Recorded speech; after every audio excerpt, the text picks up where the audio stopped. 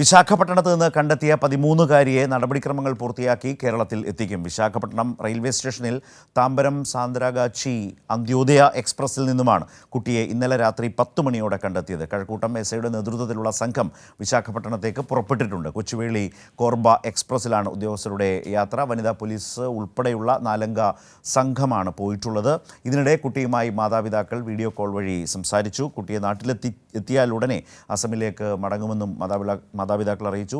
കുട്ടിയെ കണ്ടെത്താൻ വേണ്ടി പരിശ്രമിച്ച എല്ലാവർക്കും ആ കുടുംബം മാതാപിതാക്കൾ നന്ദി പറഞ്ഞു എന്നതുകൂടിയുണ്ട്. ഏതായാലും വലിയ ആശ്വാസകരമായ ഒരു വാർത്തയും ആ കുട്ടി കേരളത്തിലേക്ക് മടങ്ങി വരുന്നതും മാതാപിതാക്കൾ ആ കുട്ടിയെ കാത്തിരിക്കുകയുമാണ്. क्या मालूम नहीं है, मेरे को बोल रहा है को बाबा कैसे आएगा, मैं मालूम नहीं हुआ है। अच्छे से नहीं मालूम मैं ले आएगा, पुलिस बोल रहे हैं पुलिस ले आएगा केरला में। मैं बोल रहा हूँ मैं जाएगा क्या, बोल रहा है नहीं जाने लगेगा तो रूम बताओ, पुलिस लोग आएगा, मैं लोग आएगा, पुलिस बोला लोग क्या आएगा बोले। कब लौट आएगी वो मालूम नहीं कब लौटाएगा, मेरे को पुलिस बोला मैं लोग क्या आएगा, खाली यही बोला था। उतना ही बोला उसने। उतना ही बोला मेरे को, कब लोग क्या आएगा ये नहीं बोला, खाली बोला था लोग क्या आएगा ये बोला था मेरे को। कितना लागे तुम्ही अब तो बाहर से डाल लो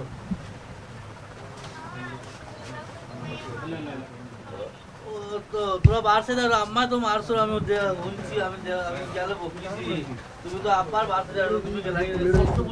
ആ കുടുംബം മാതാപിതാക്കൾ വലിയ ആശ്വാസം ആണ് മാധ്യമപ്രവർത്തകരുമായി പങ്കുവച്ചത്.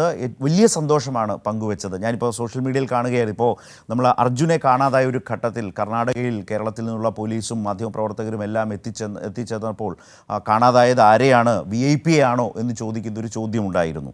അതുപോലെ തന്നെയാണ് കേരള പോലീസും സംഘവുമൊക്കെ വലിയ തോതിലുള്ള പരിശോധന കന്യാകുമാരിയിൽ നടത്തുമ്പോൾ അവിടുത്തെ ഓട്ടോ ഡ്രൈവർമാരിൽ നിന്നും അതുപോലൊരു ചോദ്യം, പെരിയ വീട്ടിലെ ആളാണോ എന്ന മട്ടിൽ ഉള്ള ചോദ്യങ്ങൾ അവരിൽ നിന്നും ഉണ്ടായി.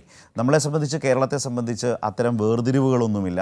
13 വയസ്സുള്ളൊരു കുട്ടിയാണ്. ആ കുട്ടിയെ കാണാതാവുന്നു എന്ന വിവരം 2:45-3 മണിയാവുമ്പോൾ കഴക്കൂട്ടത്തെ സ്റ്റേഷനിലെത്തുന്നു. അപ്പോൾ തന്നെ എല്ലാവരെയും അറിയിക്കുന്നു, പല വിധത്തിൽ പരിശോധിക്കുന്നു. അപ്പോൾ സ്വാഭാവികമായി ഈ കുട്ടി അസമിലേക്ക് പോകാമെന്നൊരു ധാരണ, ഒരു ചിന്ത പോലീസിനുണ്ടാകുന്നു. അല്ലെങ്കിൽ അതിൻ്റെ അടിസ്ഥാനത്തിലാണ് നമ്മുടെ റെയിൽവേ റൂട്ടിൽ പാലക്കാട് വരെയൊക്കെ വലിയ പരിശോധന നടത്തുന്നത്. പക്ഷേ അവിടെ അതിന് ഫലം കണ്ടെത്തുന്നില്ല. പിന്നീടാണ് രാത്രിയിലാണ് നേരെ ഈ അന്വേഷണം കന്യാകുമാരിയിലേക്ക് മാറുന്നത്. കന്യാകുമാരി റൂട്ടിൽ അന്വേഷണം പോകുമ്പോഴാണ് ആ ചിത്രം പുറത്തു വരുന്നത്. പോലീസിന് ഇങ്ങനെ ഒരു ചിത്രം, അത് ഉറപ്പിക്കുന്നു. ആ റൂട്ടിലാണ് കുട്ടി പോയിട്ടുള്ളതെന്ന് മനസ്സിലാക്കുന്നു. തുടർന്ന് കന്യാകുമാരിയിൽ വലിയ പരിശോധന, നമ്മളെല്ലാം അത് കണ്ടതാണ്. വലിയ പരിശോധനയാണ് ഇന്നലെ പുലർച്ചെയൊക്കെ. അപ്പോൾ ഓട്ടോ ഡ്രൈവർമാർ അവിടെ കുട്ടിയെ കണ്ടു എന്ന് പറയുന്ന സാഹചര്യം ഉണ്ടായി. അവിടെ നിന്നാണത് ചെന്നൈ വഴി പോകുന്ന ഒരു അവസ്ഥയുണ്ടായത്. വിശാഖപട്ടണത്ത് വെച്ച് അവിടെയും മലയാളി സമാജം പ്രവർത്തകരാണ് ഈ കുട്ടിയെ കണ്ടെത്തിയത് എന്നതുകൂടിയുണ്ട്. ഇതെല്ലാം പറയുമ്പോൾ എവിടെയായാലും മലയാളികൾ ആ നിലയിൽ വലിയ സഹായമായി മാറുന്ന അത്തരം മലയാളി കൂട്ടായ്മകളെക്കുറിച്ച് കൂടി ഓർക്കേണ്ടതുണ്ട്. ഞങ്ങളുടെ ഒരു സഹപ്രവർത്തകൻ ഒരു വലിയ ഒരു അപകടം ഒരു ഘട്ടത്തിൽ സംഭവിച്ചപ്പോൾ ഏറ്റവും ആദ്യം അവിടേക്ക് ഓടിയെത്തിയത് ഈ പറഞ്ഞതുപോലെ തന്നെ മലയാളി സമാജം പ്രവർത്തകരായിരുന്നു എന്നതുകൂടിയുണ്ട്. നേരത്തെ വഡോദരയിലും അവിടെ വെച്ചാണ് ആ സംഭവം ഉണ്ടായിട്ടുള്ളത്.